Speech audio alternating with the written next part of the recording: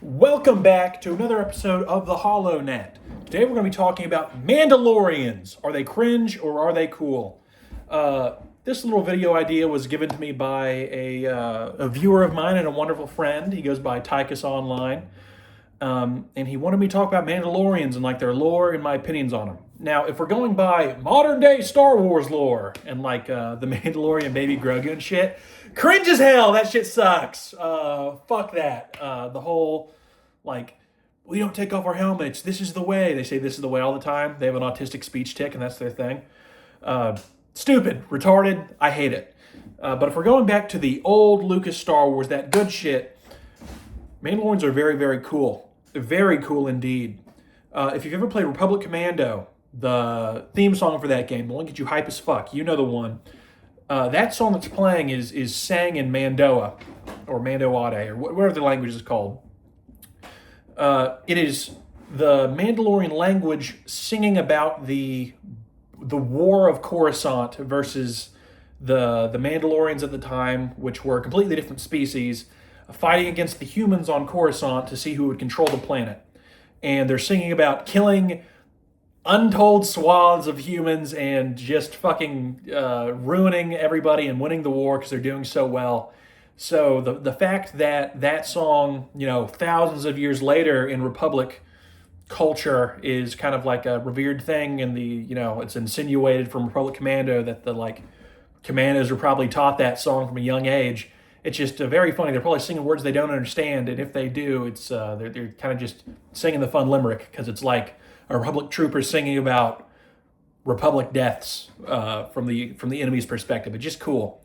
So in the beginning, the Mandalorians were a alien species. Their name eludes me at this point in time. I don't do very much research yet. I'm not Mr. Professional YouTuber, but so the Mandalorians were their own species. And they were very militaristic, and they were fighting for years and years and years on what is now called Coruscant. Back then, I believe it had a different name. And they were fighting to see who would be in the center of the galaxy, who would be native to this planet. Obviously, the humans won. The Mandalorians as a species became extinct later on in history. So after these years and years of war, they got kicked off to another planet, now known as Mandalore. And they regrouped, and they redoubled their efforts, and from there, their species obviously took a very big population hit during that whole, whatever you want to call it, crusade, genocide, whatever flavor you want to spin this as.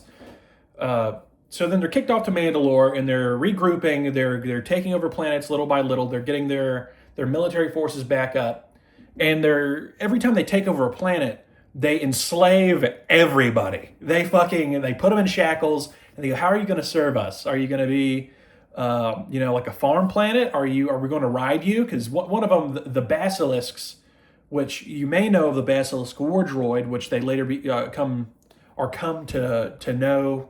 What am I saying? They ride them in the Old Republic, the basilisk war droids.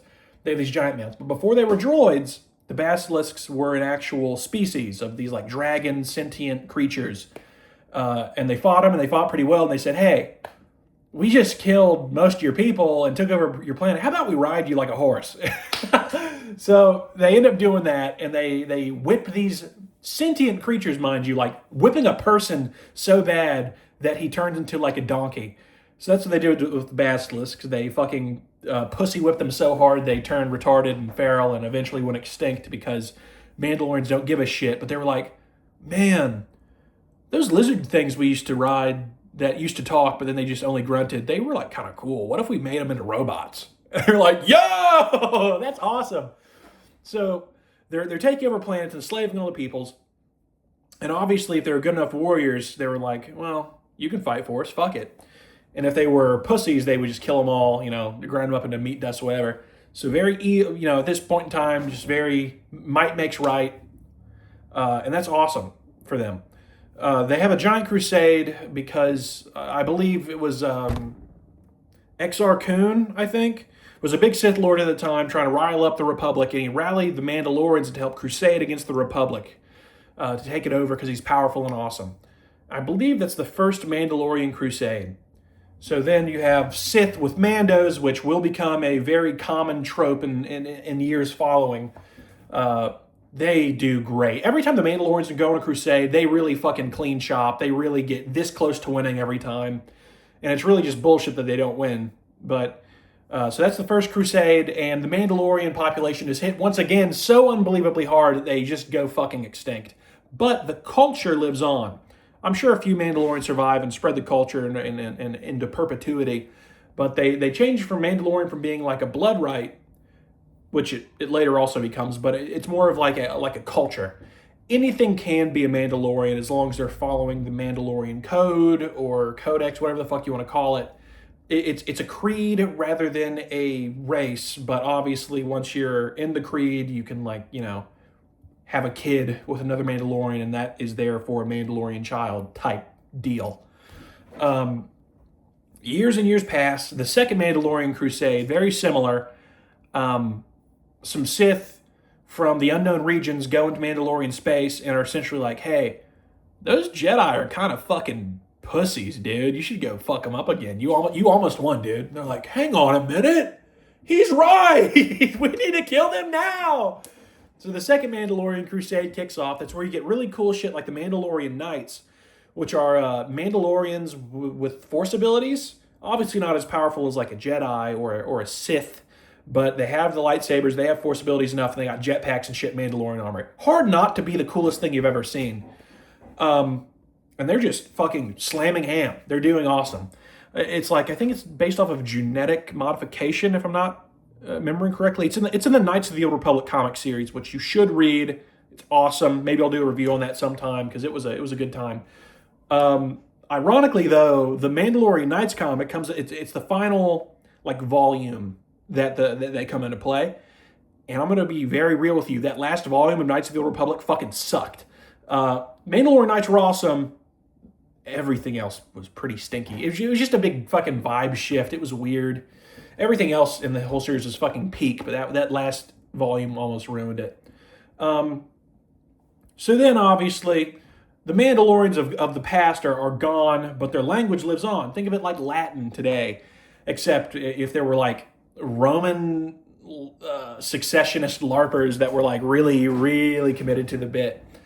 So obviously years and years pass. Mandalore kind of ebbs and flows. They don't really have too many more crusades leading up to, from the thousands of years before A New Hope and the Clone Wars.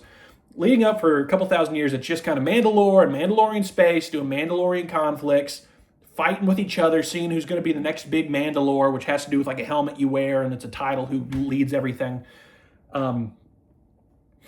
They break apart, they splinter, they reunite stronger. It's all just bickering clans. They're always fucking too busy fighting each other to really direct themselves at any point, unless there's a Mandalore, the leader, uniting everybody. But that's pretty rare. In the Clone Wars, thanks to Dave Filoni slop, sadly there was a sect of Mandalorians that became pacifist for some fucking reason. Dude.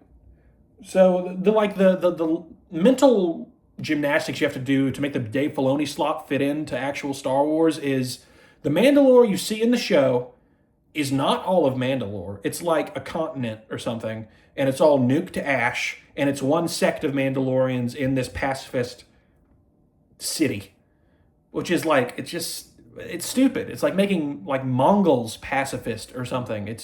You take this, their thing is war. Their whole culture is war, and you're making them pacifist, and like it's weird. Not saying it can't be done. It's just he was trying to do something. He thought he was cooking, and he wasn't. Just to backpedal and make them warriors again. So they're all fighting. They're all splintered. They fracture apart. There's like countless clans of Mandalorians. Like I'm sure you've heard of Clan Vizsla, Clan Kryze, probably. That might be Filoni slop. You've got the Fett clan. All these people, all vying for control. And after the Clone Wars, I do know that Boba Fett becomes Mandalore at some point, and he does some awesome shit. And then like clone renegades join the Mandalorians. It's just very, very cool. I guess this whole thing was to open someone's eyes on what Mandalorians should be, could be, and are in actual Star Wars lore. Not this Dave Filoni bullshit where you babysit a baby Yoda and you don't take off your helmet. And you say, this is the way all the time. And now you have fat moms with a this is the way sticker on their back windshield. You want to fucking plow into them. You want to go, fucking bust right into him. So yeah, Mandalorians, cringe in Disney, fucking awesome in normal Star Wars. Peak, very cool. But if you know a guy who says he's like, I'm a Mandalorian guy, and he has fucking Baby Yoda on his bumper, I'm not saying hit him in the mouth, but he's a Disney adult. Anyways, this has been the HoloNet. Holler at your boy. Bye-bye.